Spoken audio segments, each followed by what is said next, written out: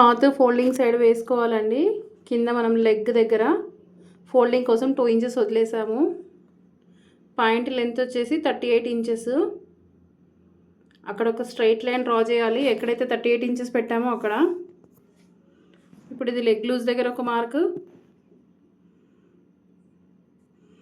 Length దగ్గర ఒక స్కేల్తో ఒక లైన్ డ్రా చేసుకోవాలి. 2 ఇంచెస్ పైకి మార్క్ చేసుకోవాలి. ఇది ఎలాస్టిక్ కోసం. 38 + 2 ఇంచెస్ 40. ఇక్కడ చూడండి నడుము లూజు 8.5 పెడుతున్నాము. 34 ఉంది, ÷ 4 8.5. మనం పైకి ఎలాస్టిక్ వేయాలి కాబట్టి ఒక 4 ఇంచెస్ ఎక్స్ట్రా పెట్టుకోవాలి. అది టోటల్ లూజ్ ఎంత ఉందో సేమ్ అంతే మనం ఇక్కడ 13 పెడుతున్నామండి. పిస్తా డౌన్ కూడా 8.5 + 4 ఇంచెస్ కింద పిస్తా డౌన్ పెట్టుకోవాలి. ఇక్కడ మనం ఎదురకి 1.5 పెట్టుకొని 1 ఇంచ్ ఇలా డ్రా చేసుకొని దాన్ని పిస్తా రౌండ్గా మార్క్ చేసుకోవాలి. లెగ్ లూజ్ వచ్చేసి 8 ఇంచెస్. ఖర్చు కోసం 1.5.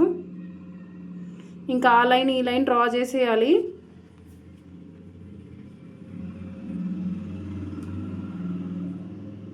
ఇది ఎలాస్టిక్ లైన్ కదా, కిందకి